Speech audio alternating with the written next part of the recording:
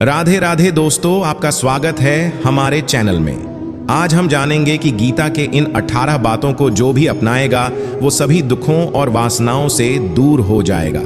भगवत गीता में भगवान श्री कृष्ण ने न केवल ज्ञान की बातें बताई हैं बल्कि जीवन जीने की कलाओं के बारे में भी बताया है।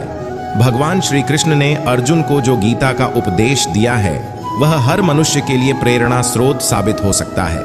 गीता में भगवान श्री कृष्ण अर्जुन को उपदेश देते हैं कि जो भी मनुष्य भगवत गीता की 18 बातों को अपनाकर अपने जीवन में उतारता है वह सभी दुखों से, वासनाओं से, क्रोध से, ईर्ष्या से, लोभ से, मोह से, लालच आदि के बंधनों से मुक्त हो जाता है। आगे जानते हैं भगवत गीता की 18 ज्ञान की बातें।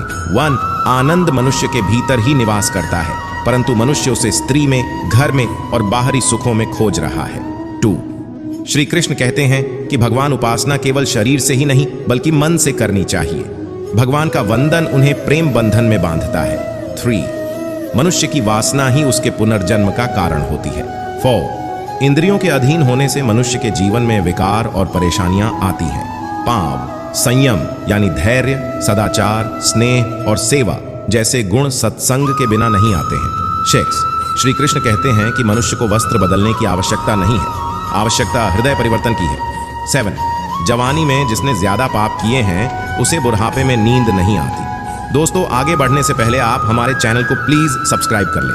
8. भगवान ने जिसे संपत्ति दी है उसे गाय अवश्य रखनी चाहिए। 9. जुआ, मदिरापान, परस्त्री गमन, अनैतिक संबंध, हिंसा, असत्य, मद, आसक्ति और निर्दयता, इन सब में कलयुग का वास है। 10. अधिकारी शिष्य को सद्गुरु, अच्छा गुरु अवश्य मिलता है। 11. श्री कृष्ण कहते हैं कि मनुष्य को अपने मन को बार बार समझाना चाहिए कि ईश्वर के सिवाय उसका कोई नहीं है। साथ ही यह विचार करना चाहिए कि उसका कोई नहीं है, साथ ही वह किसी का नहीं है। 12. भोग में क्षणिक, क्षण भर के लिए सुख है, साथ ही त्याग में स्थायी आनंद है। 13. श्री कृष्ण कहते हैं कि सत्संग ईश्वर की कृपा से मिलता है, परंतु कुसंगति में पट ढाना मनुष्य के अपने ही हाथों में है। 14. लोभ और ममता, किसी से अधिक लगाव, पाप के माता पिता हैं, साथ ही लोभ पाप का बाप है। 15.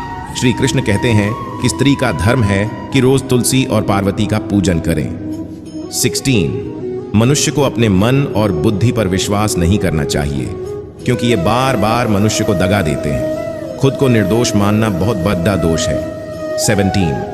यदि पति पत्नी को पवित्र जीवन बिताएं तो भगवान पुत्र के रूप में उनके घर आने की इच्छा रखते हैं। 18.